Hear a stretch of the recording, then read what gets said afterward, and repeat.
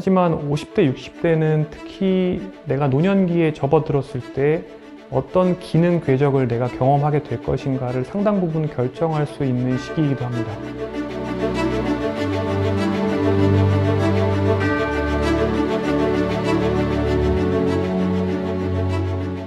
안녕하세요. 저는 서울아산병원 노년내과에서 근무하고 있는 정의원이라고 합니다.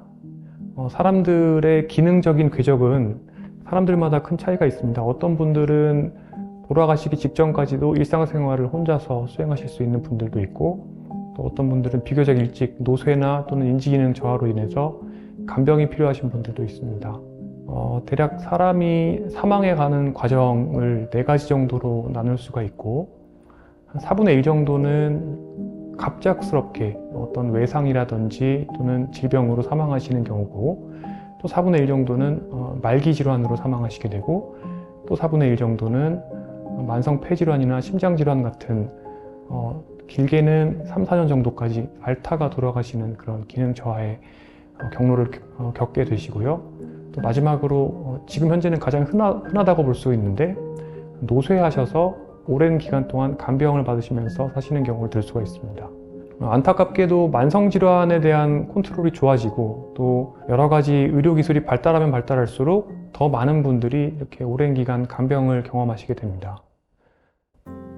방치라기보다는 내가 어떻게 할 수 없는 경우도 많이 있습니다. 왜냐하면 시간이나 또는 유전자, 운 이런 것들 때문에 내가 아무리 생활 습관을 잘 만든다고 하더라도 질병에 걸릴 수도 있고 또 돌봄 요구가 생길 수도 있는 것인데요.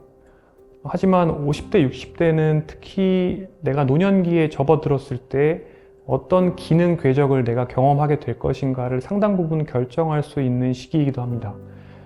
그런데 생활 습관이 왜곡된 방향으로 가게 되면 병이 나빠지고, 병이 나빠진 결과로 치매가 일찍 온다든지 노쇠가 일찍 와서 간병 부담이 생기게 되면 크게는 3인분 정도의 문제를 일으킨다고 보시면 됩니다. 첫 번째로 내가 생산성이 없어지죠.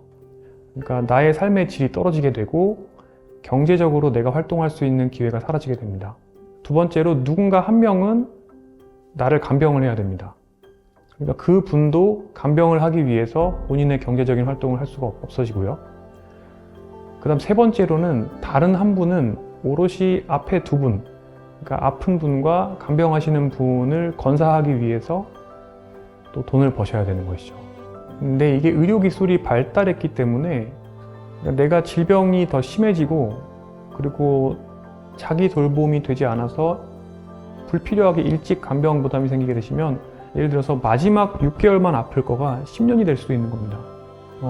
굉장히 많은 비용이 들거나 또는 자녀분들 또는 배우자분이 상당한 번아웃을 감당을 하면서 이런 돌봄을 제공을 해야 되는 것이죠. 그렇기 때문에 앞으로 특히 지금 베이비 부머 분들이 이제 노화가 진행되고 80대가 되시는 2040년대가 되게 되면 본인의 기능이 떨어지게 되면 그 부분을 사회적으로나 또는 가족 내에서나 어떻게 돌봄을 받기가 굉장히 어려워질 가능성이 큽니다.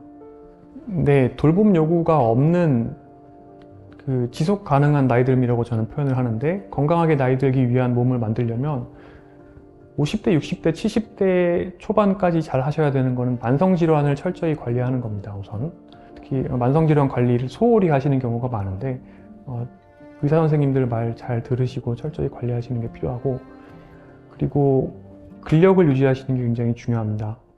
일본 동경도립 노인의료센터에서 연구부장하셨던 김원경 박사님이 만드신 단어인데, 근육이 연금보다 강하다라는 단어가 있죠. 근력만 어느 정도 유지가 돼도 화장실 스스로 갈 수가 있고 일상생활 스스로 할 수가 있습니다. 설령 인지기능이 상당히 떨어진다 하더라도 근력만 유지된다면 어느 정도는 자립된 일상생활 수행이 가능하기 때문에 근력이 일단 기본입니다. 두 번째로는 인지기능을 유지를 하셔야 됩니다. 인지기능은 인지예비능이라고 해서 내가 얼마나 더 공부를 하고 인지 자극에 노출이 되고 또 신체 활동을 하느냐에 따라서 개선을 할 수 있는 폭이 있습니다. 인지예비능이 좋다는 말은 치매가 되는 인지기능의 어떤 경계선에서 나의 인지기능이 충분히 멀어질 수 있다는 겁니다. 그렇게 되시면 알츠하이머 병이 생기거나 다른 뇌경색이 생기거나 해서 인지 기능이 떨어진다 하더라도 실제 인지 기능은 치매의 점선을 넘지 않는 게 되는데요. 이렇게 인지 예비능을 높이는 노력을 꾸준히 해주셔야 됩니다. 이런 것들은 70대, 80대, 90대까지도 해주셔야 되는 건데요. 또 인지 예비능을 지키기 위해서는 당연히 금연을 하시거나 절주를 하실 필요가 있습니다. 세 번째로 경제적인 자산을 만드실 필요가 있습니다. 내가 신체 기능이 있고 인지 기능이 있고 그렇게 되면 또 활동을 꾸준히 하시다 보면 조금이라도 어떤 현금 흐름을 만들 수 있는 기회들이 계속 생깁니다. 이런 것들을 최대한 늦은 시간까지 유지를 해서 경제적으로 굉장히 심한 빈곤 상태에 빠지지 않게 만드는 게 중요한데, 이런 사회적인 또는 경제적인 활동은 그 자체로 또 신체 기능을 좋게 만들어주기도 하고 인지 기능을 좋게 만들어주기도 합니다. 인지 예비능을 강화시키는 데 도움이 되기 때문에 선순환을 만들 수가 있습니다. 그렇기 때문에 항상 현역으로 활동을 하려는 노력을 하는 게 필요하고, 신체 기능, 그다음에 인지 기능, 그다음에 사회적인 기능 세 가지를 유지하는 게 굉장히 중요할 거라고 생각합니다.